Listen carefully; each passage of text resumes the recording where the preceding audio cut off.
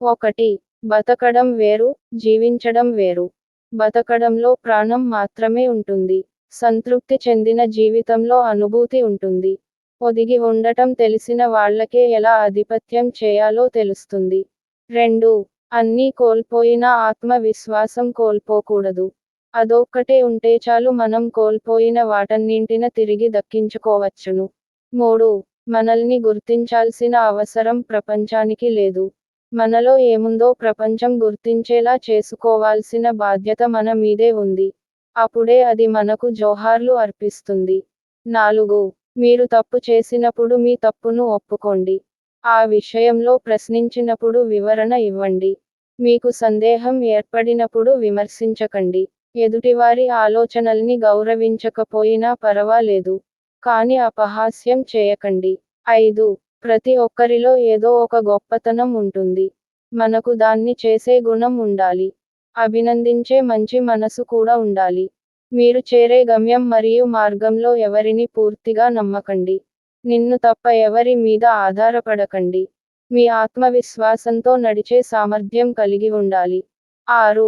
పగిలిన అద్దాన్ని అతికించలేని అసహాయతను తలచుకొని రోదించటం కంటే, సంస్కృతి నుంచి విసిరేసిన అద్దం అందాన్ని బతుకునిండా నింపుకోవడమే జీవితం. 7. జీవితమనే వృక్షానికి కాసే పండ్లు అధికారం, సంపద. అయితే ఆత్మీయులు, స్నేహితులు ఆ వృక్షానికి వేర్లు. పండ్లు లేకపోయినా చెట్టు బతుకుతుంది. కాని వేర్లు లేకపోతే బతకలేదు. గమనించండి, విజయం గొప్పది కాదు, సాధించిన వాడు గొప్ప. బాధపడటం గొప్ప కాదు, బాధను తట్టుకోవడం గొప్ప. బాంధవ్యాలు గొప్ప కాదు, వాటిని నిలబెట్టేవాడు గొప్ప. 8. మీ కోసం బతకడంలో మీకు ఒక్క ఆనందం మాత్రమే ఉంటుంది. మిమ్ముల్ని ప్రేమించే వారి కోసం బతకడంలో మీ జీవితమే ఉంది.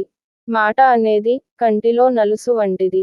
కంటిని నలపకుండా తీయాలి. మనిషిని బాధపెట్టకుండా మాట ఉండాలి. 9. చెప్పవలసినవి సున్నితంగా చెప్పాలి. మనిషి మనసు అద్దం లాంటిది. దుమ్ము పడితే తుడవవచ్చు. అయితే మనసు, అద్దం ఈ రెండు పగిలితే మాత్రం ఎంత ప్రయత్నించినా అతకవు. మాట మనుషులను దగ్గరకు చేస్తుంది. అదే మాట మనిషికి దూరం చేస్తుంది.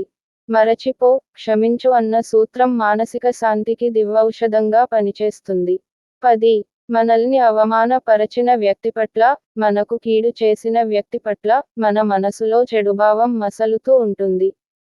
సంతోషమనేది నీవు కొనసాగించే సంబంధాల నుండో, నీవు చేసే ఉద్యోగం నుండో, నీ దగ్గర ఉన్న డబ్బు నుండో రాదు.